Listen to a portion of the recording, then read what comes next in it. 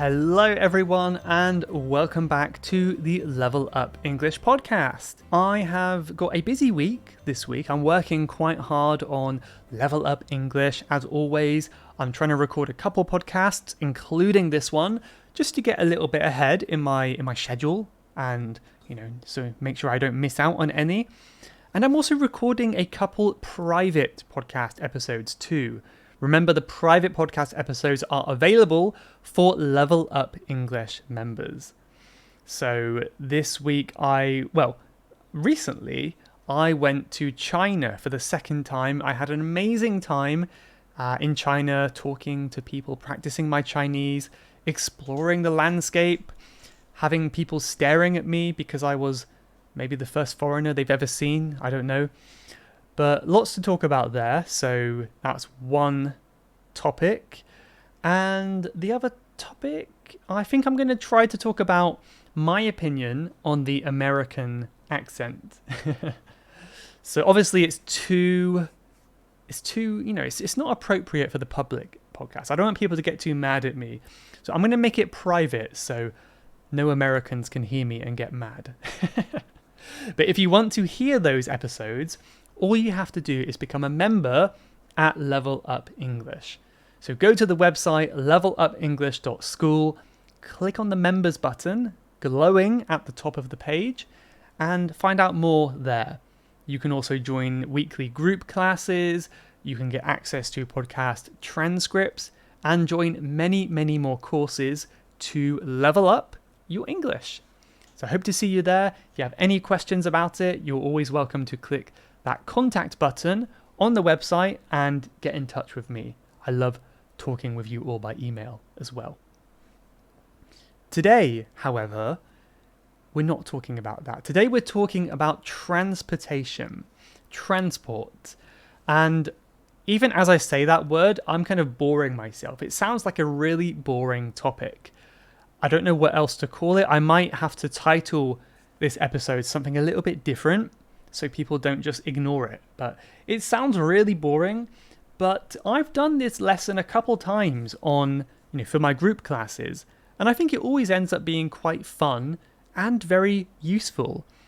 Partly because transport is something that is a part of our everyday lives, whether that's driving, taking the train, flying, or even just walking. And it's also quite useful to go over certain phrases with transport as well. So first of all, I want to talk about some of my own experiences taking different types of transport. For example, last week was how can I word this sentence? It was a week with a big variety of transport. Let's say it that way. So I think in 1 week, let me try and list what I did. I took some trains, the Sky Train in Bangkok. I took the metro, the subway, the underground train. Very similar, but not a nice view out the window. I took lots of taxis because taxis are super cheap in Thailand. I also, actually for the first time, took some tuk-tuks. That's a weird sentence. Tuk-tuk-tuk. So a tuk-tuk is, if you don't know, very common in Thailand, and it's kind of like a three-wheeled. I think it normally has 3 wheels, 1 at the front, 2 at the back. And it's kind of a small taxi. It's in between a car and a motorbike. They often have 3, 4, 5 seats in the back and a driver. And they have a roof to protect you from the sun and the rain. However, the sides do not have, they don't have doors or walls. It's just kind of open on the side. So it's very casual and it's very fun, especially when going down the highway. Probably not the safest thing to do, but it's fun and it's quite cheap as well. It's a nice way to get around Bangkok, especially if you can book them in advance and not just go through the tourist kind of party tuk-tuks. If you don't know what I mean, I will try to put a picture of a tuk-tuk on the screen if you're watching the YouTube version of the podcast. So I took a tuk-tuk, some of them. I also took a few boats. I rode on a few boats. some ferries. We have some like local ferries in Bangkok that take you up and down the river. Super, super cheap, maybe for just like 10 pence, in British money. You can just take a ferry to wherever you want. Really, really cheap way to get around. Quite fun, although somewhat stressful because you want to make sure you get off at the right stop.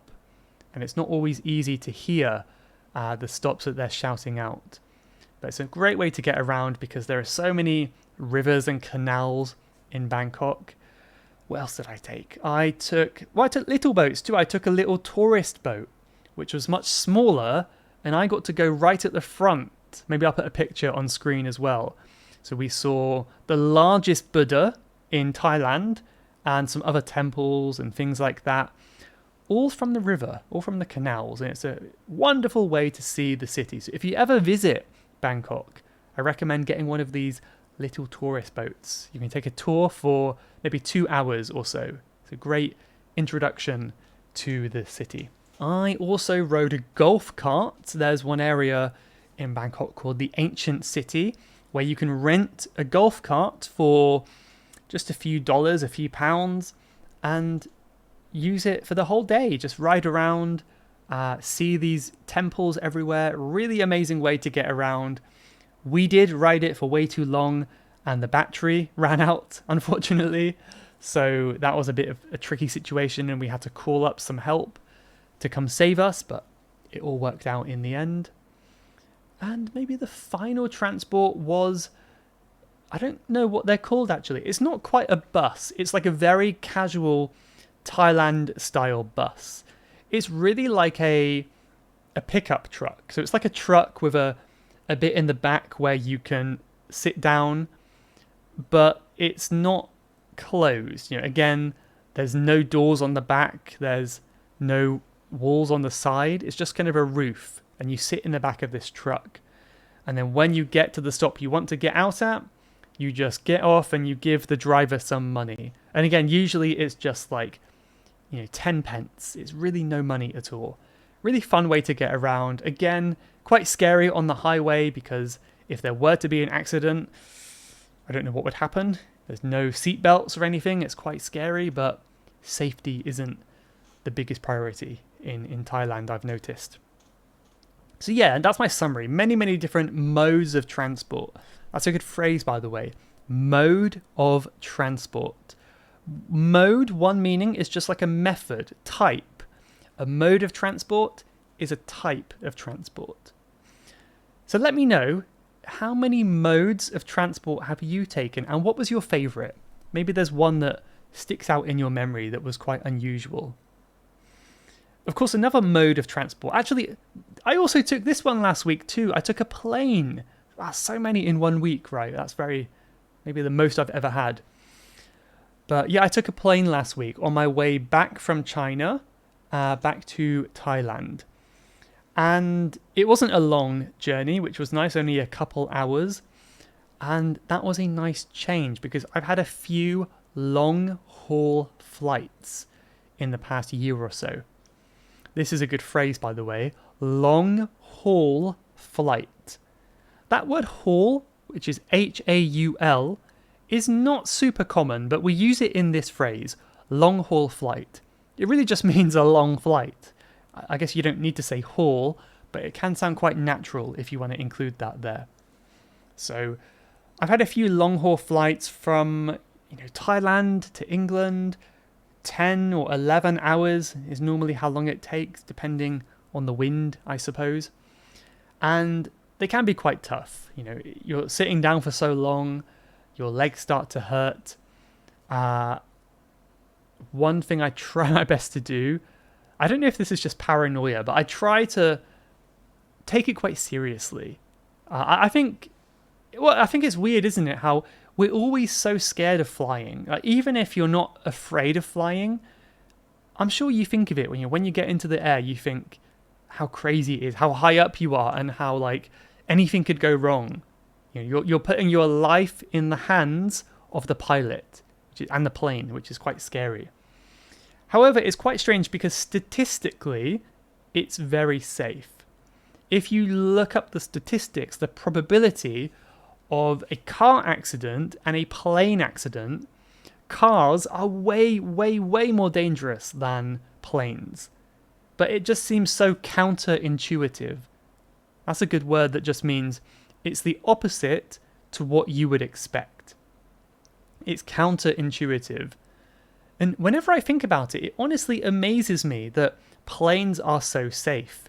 They're these huge metal things that fly through the sky, hundreds going probably every hour of the day, and we almost never hear about problems with them. We do hear about problems, but it's so rare. We rarely hear about serious problems.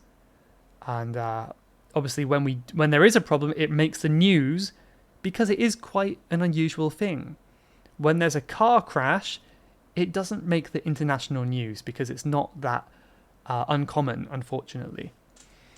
So that's an interesting thing. And I guess you're the same. When I'm flying, I'm always thinking about it. Like, okay, this might be my last day. I've got to just make peace with that. It's like really dramatic. Like the world, the world is ending. Yeah, I don't know.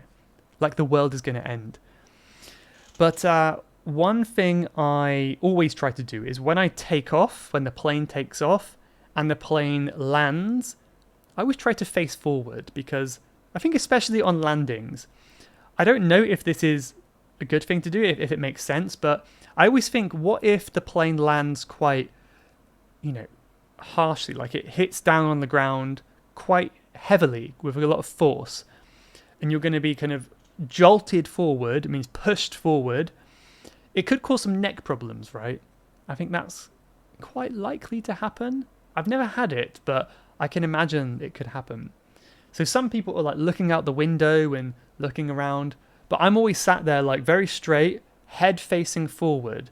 Because I imagine that moving your head to the side would be more dangerous if you had to go forward quickly. But I don't know. That's one of the little things that I do, but let me know if you do anything on a plane that makes you feel more comfortable, because it's not a comfortable thing. I also reached a new record last year. When I went back to the UK, I watched 4 movies on the plane back to back. Back to back just means one after the other without any break in between. So I watched 4 full movies on the plane. That took most of the time. I didn't really want to sleep because it wasn't nighttime. So I watched a few good ones I've never seen before, like Shawshank Redemption. Many of you may have seen that one. It's often rated one of the best movies ever made. I had never seen it, so I decided to watch it on the plane. Really, really liked it. Such a good film. I also watched Minority Report with Tom Cruise, which I had never seen, but also that was very good too. And a couple more which maybe were not that good because I can't remember them. But if you're like me and you find it difficult to make the time to watch a movie, and I think on a plane is the perfect time to do that.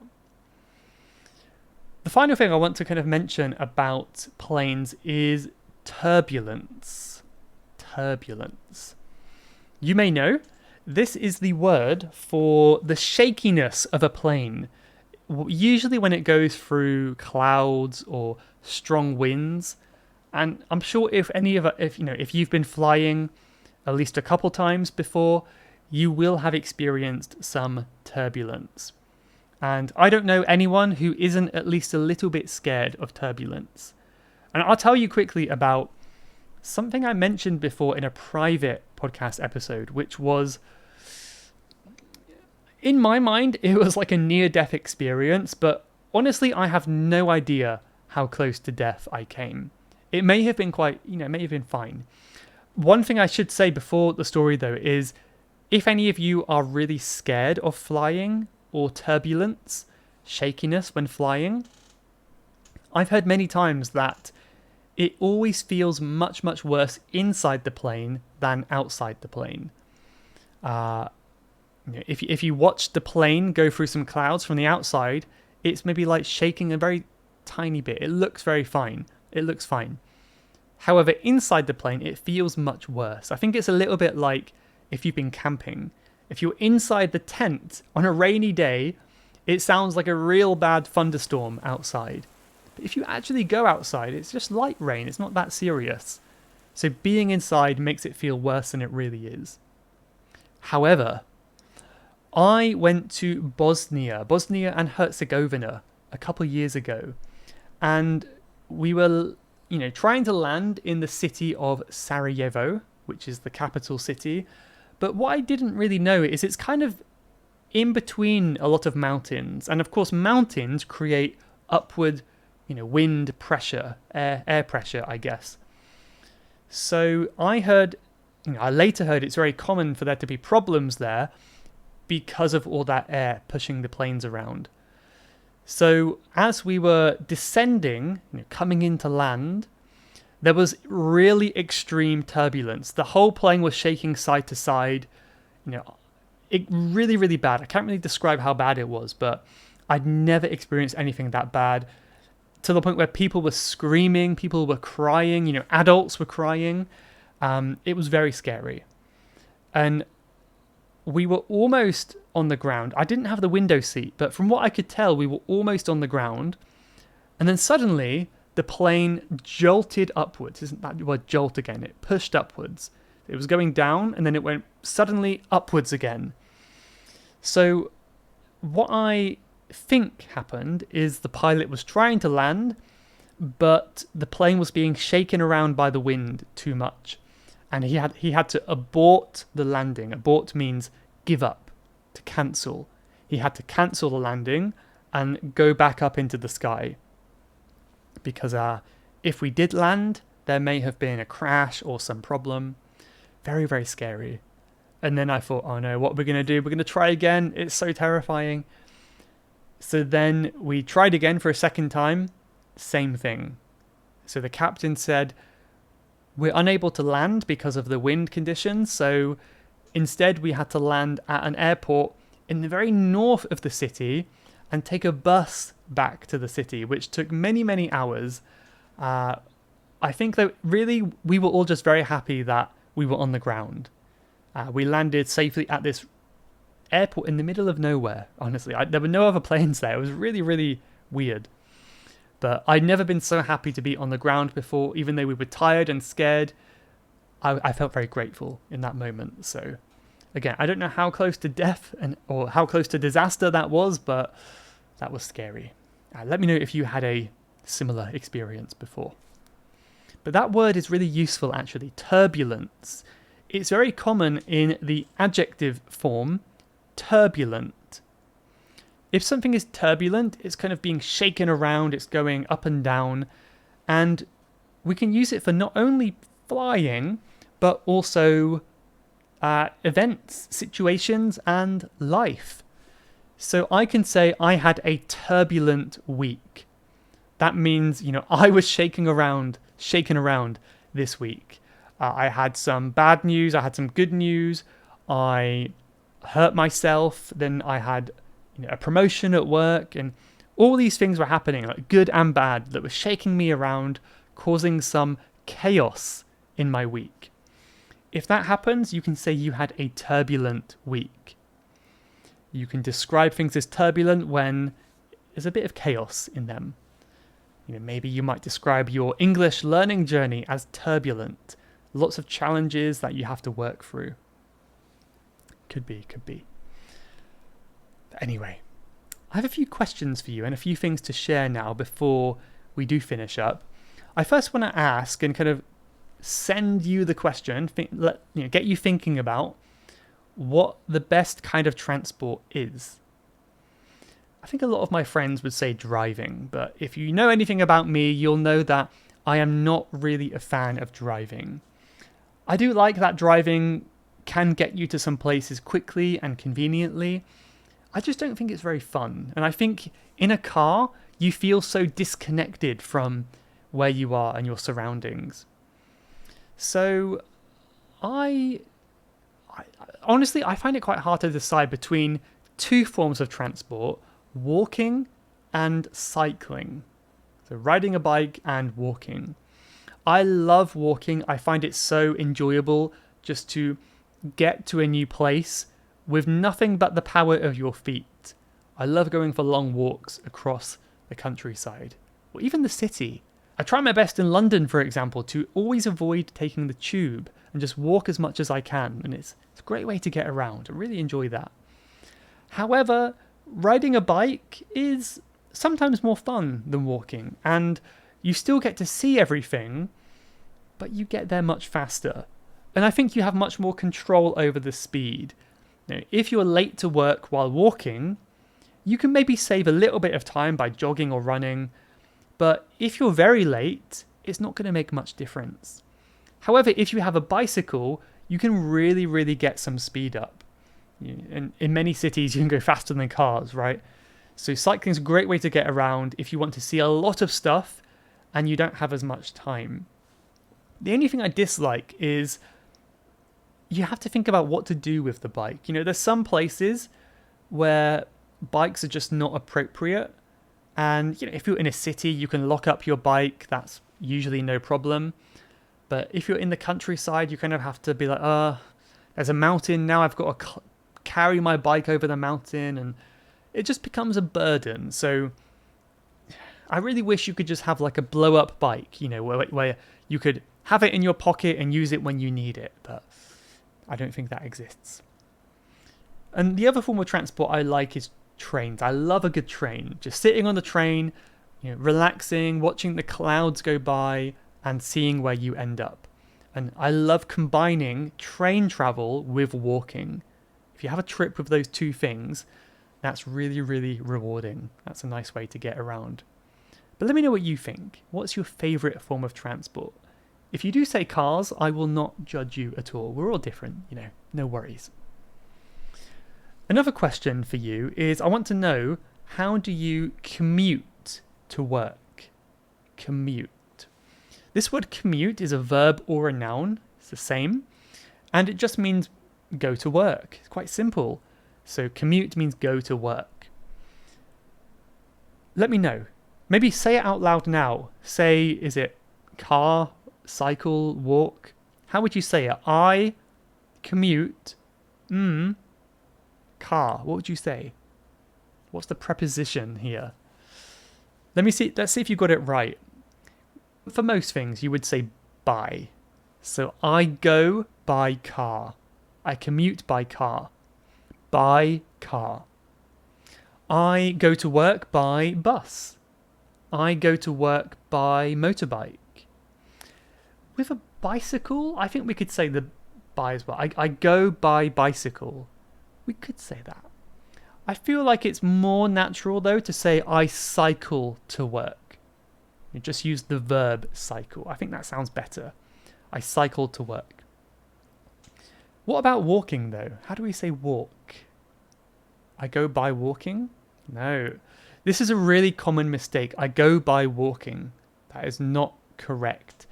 The most natural way to say is I go on foot. I know, very strange, right? Not feet, by the way, always singular, always foot. Imagine you're hopping on one foot to work. So I go to the bank on foot. I'm traveling on foot. So on foot. That's one exception to that confusing preposition rule. But okay, I might share with you a couple expressions just before we go related to transport, I suppose. So they involve transport in some way, but they're not really about transport. So the first one is something that happens to me all the time, and this is when you're trying to think and then what was I trying to say? What was it? I lost my train of thought. There we go. I was only acting, don't worry. To lose your train of thought. That is the expression. We say train because I guess you can imagine a train kind of making its way through the countryside or making its way through your mind. You lose your train of thought. You kind of forget the direction in which your thoughts were going. Right? So it just means to forget what you were thinking about. This happens to me all the time. I was talking to a friend last night and I was just mid-sentence and then I lost my train of thought and I was like, what was I saying? And it was really, really annoying and it's really hard to kind of find where you were again afterwards. I wanted to share this one because it's such a common thing for language learners. If you're ever talking, you will probably lose your train of thought at some point and you could just say, I'm sorry, I lost my train of thought. What was I saying? And that will save you from any awkward silence. Really good one. I really do hope, though, this podcast episode isn't a train wreck. Another one with train. You know I like trains. Train wreck. So wreck just means kind of crash. It's a little bit similar to crash. Train wreck, a train crash. What is that?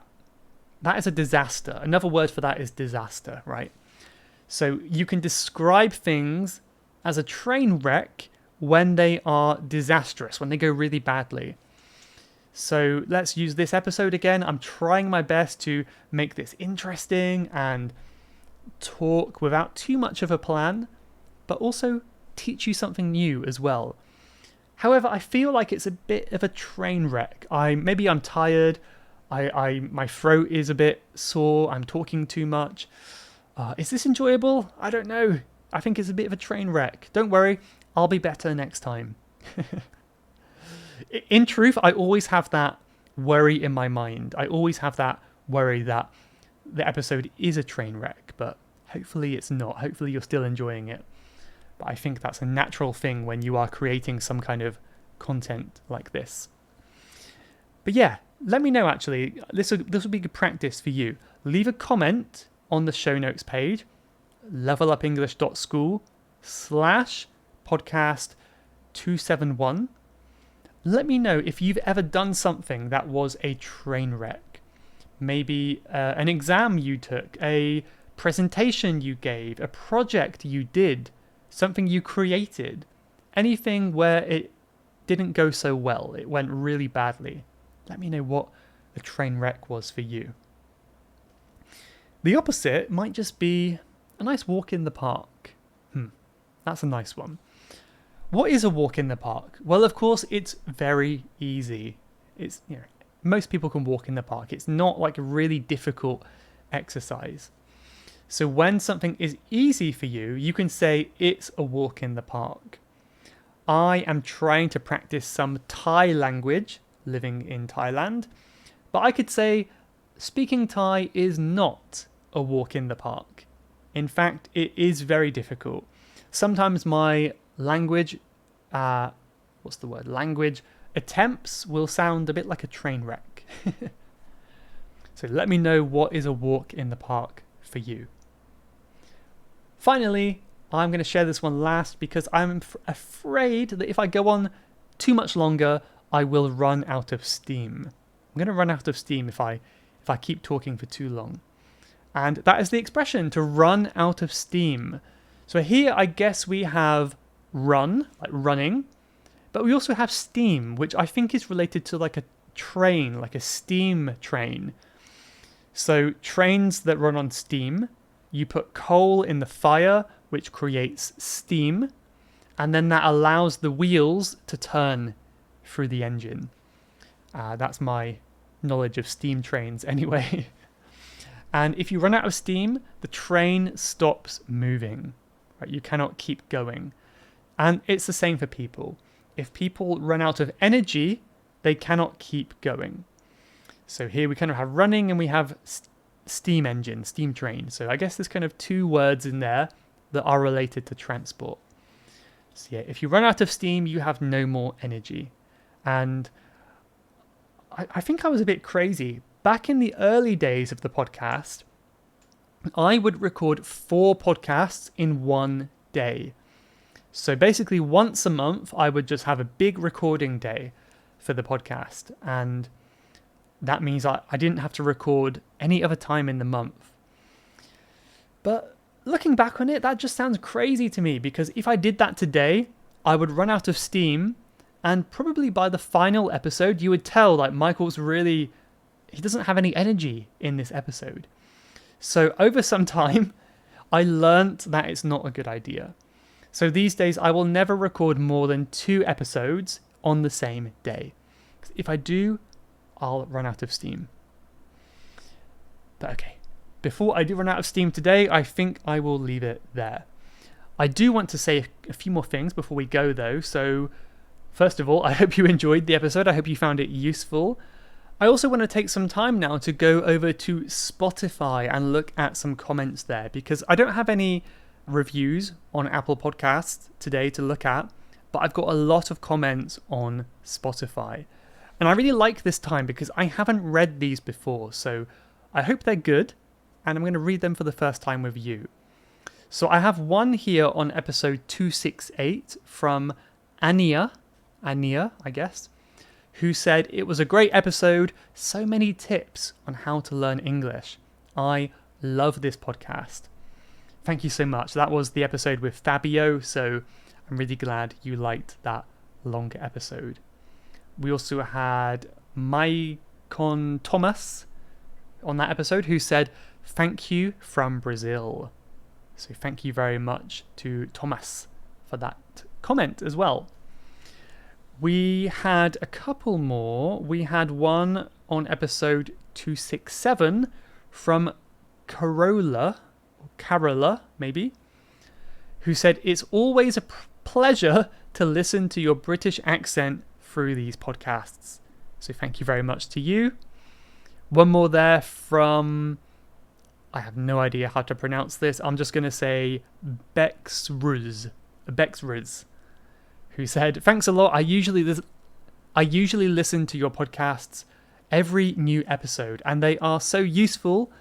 I am listening to you from Uzbekistan." That's really cool. A nice Uzbekistani listener. Thank you so much. And now I have to shout out this commenter as well because this is amazing. They said on the acronyms episode, "Very useful to know language, FTP." What does FTP mean? This is the problems with acronyms is, I don't know. There's so many like acronyms these days. There's so many that I don't know. So FTP. I actually don't know. Does it mean, are you talking about the kind of coding FTP? I don't know. FTP. But anyway, sorry, I'm being a bit stupid. But this is from Kamilka, who goes on to say, "Mike, I admire you for the wide scale you offer. I listen to your podcast every day, often even 3 hours. Thanks for you doing the best." Wow, 3 hours in a day. That is amazing. So thank you so much. I just wanted to give you that shout out because that is incredible. Let's try and see if we can find one more. I'm going to go back in time a little bit to 259 from Alfrey, who said, "Thank you for existing, dude. All of your episodes are so helpful to me. Greetings from Argentina." Gracias. Thank you very much. I am glad that my existing is a good thing. So thank you very much. And I will try to read some more on a future episode. So thanks again if you leave a comment or even just a thumbs up on Spotify. That is super helpful. Also just want to say a very quick shout out to a few people who have joined Level Up English recently. We have Ayaka, Camille, Aisha, Konstantin, a few there. And we also have Gennadijis. I don't know how exactly to pronounce that, but something like that, hopefully. Ahmad, Osama, Catherine, Michaela, I would say Michaela, Ryuya, Sarah, Salud, Joachim, maybe. Some of these names are very hard for me as a, ignorant English speaker, but hope I did okay. Thank you for becoming a member at Level Up English. Let me give you now one quote, which of course involves transport. And this is, "Straight roads do not make skillful drivers." What a great quote. Straight roads do not make skillful drivers, just as an easy life doesn't make a wise person. So think about that one. If you're going through some difficulty, some windy, difficult roads, think about the person it's turning you into. I'll leave it there. So thank you so much for listening or watching, however you are consuming this episode. Hope you enjoyed it. Hope you stayed around till the end, and I'll see you next time. Goodbye, everyone. You have been listening to the Level Up English podcast. If you would like to leave a question to be answered on a future episode, then please go to levelupenglish.school/podcast. That's levelupenglish.school/podcast. And I'll answer your question on a future episode. Thanks for listening.